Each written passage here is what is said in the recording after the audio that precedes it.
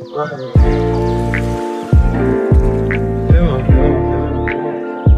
my mind up with ideas. I'm the highest in the room. Hope I make it out of here. So we just got back from Mexico a couple days ago, and I thought I was going to have all sorts of crazy philosophical personal revelations about experiencing a new culture for the first time. In reality, we stayed in a luxury Airbnb in Tulum. Pretty much all I learned was how to tell a good BBL from a bad one, and that, there really are trenches everywhere, I guess. So before Mexico, I had never left the US before, which definitely makes me fit the stupid American stereotype in a way. But at the same time, I come from a family of immigrants. And because of that, I've always felt like I was never really raised fully in American culture. A lot of traditions and things I just don't really understand because my family didn't do them. You know, whether it's like a giant barbecues on 4th of July or certain music or movies or things I just never experienced as a kid because my family didn't do that part of American culture.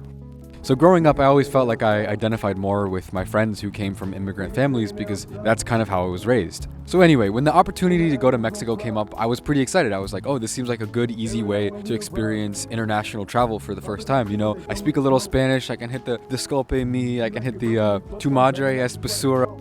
You know, I don't want my first time out of the country to be in Namibia and I get eaten by a fucking lion on my first day or something. Mexico really wasn't that different from being at home. We were going to go see Chichen Itza, that ancient city that was the center of Mayan civilization with the huge pyramid in the jungle. I've always been obsessed with that since I was a kid. I always imagined it was so amazing and huge, and it was only a 2-hour drive away from our Airbnb. But we didn't actually end up going to see it because the car rental place wanted to either hold our passports or take a $3,000 deposit, and I was like, both of those could go really wrong really quick. We did go to the beach though. We did the typical shit you gotta do in Mexico.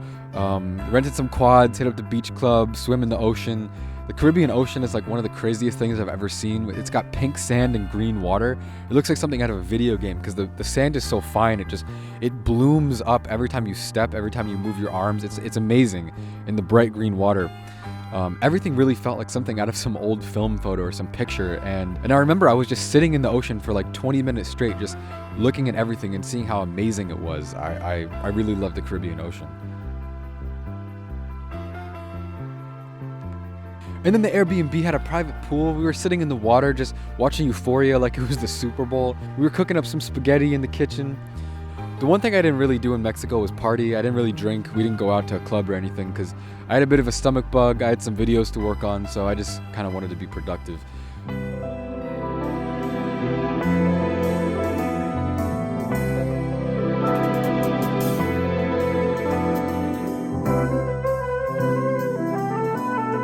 Because we couldn't go to Chichen Itza, we did the next best thing and took our four-wheelers to the Tulum ruins, which is an archaeological site with buildings as old as 1,000 years. The ruins have castles, temples, a 30-foot pyramid, beaches, cliffs, basically everything you need for a city.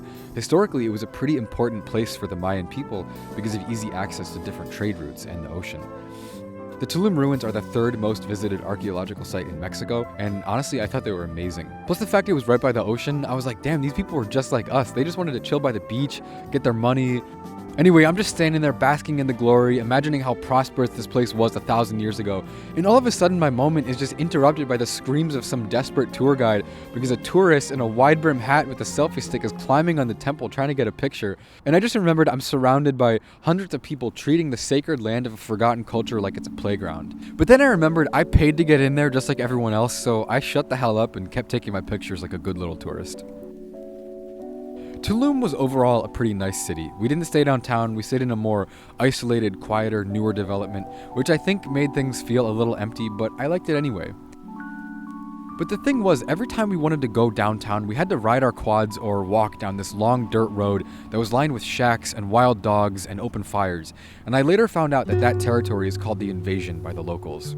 As far as I could find, because there isn't any documentation about this on the internet, that vacant land is owned by someone else and there really aren't supposed to be people living on it, but one day a bunch of squatters just showed up and there kept being more and more coming, and they just live in absolutely terrible conditions in the middle of Tulum, right between this luxurious luxurious Airbnb hotel area and the super active touristy downtown. There isn't the political will to get rid of them or help them, so these people just kind of exist without resources or help, and the area keeps getting more and more hostile towards them because the locals don't like them, the tourists don't like them. This place doesn't exist on Google Maps. It's not documented at all, and people don't tell you about it before you go to Tulum. And it doesn't show up in these little Tulum travel vlogs. So today we took a taxi from our hotel in Aldea Zama, and we took the taxi to the beach. But first we went to get breakfast downtown, and on the way we saw naked children poking dogs with sticks because they haven't eaten in 3 days.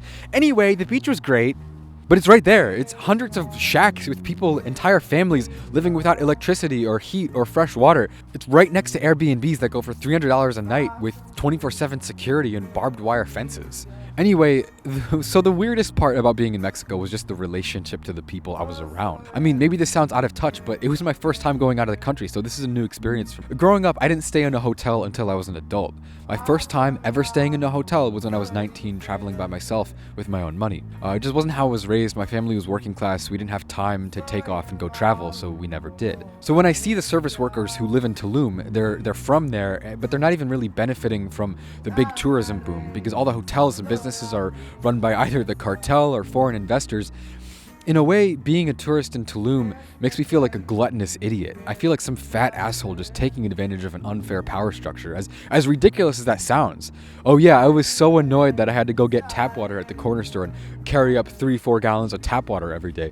But I don't have to do it every week of every month of every year of my life. But ultimately, I don't really feel bad about being a tourist in Tulum.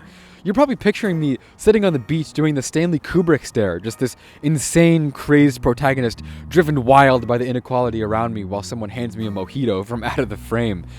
But that's really not how it went. I'm not trying to save the world or play white savior. That doesn't help anybody. That doesn't do anything. It's not a real thing. Nothing's going to change if I feel guilty about traveling to a foreign country because I have the money and they don't. Ultimately, the people of Tulum are getting paid by me visiting and going to their tourist attractions and eating at their restaurants.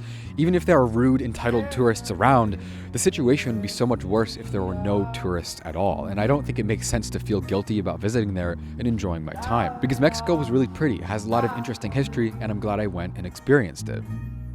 But it does feel strange to leave your world, to go far away to another state in a different country and see the same problems you saw back home. The divide between rich and poor getting bigger and bigger, the sociopathic feeling of watching rich tourists step over poor Mexicans like they aren't there. But the strangest feeling of all is the realization that even though I grew up in many ways as a statistic, I've become the rich asshole in someone else's experience. It makes me feel like a completely different person than I was 3 or 4 years ago when I had never left a 60-mile radius in my life.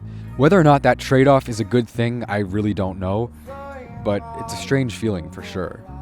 Anyway, thanks for watching, and I'll see you soon.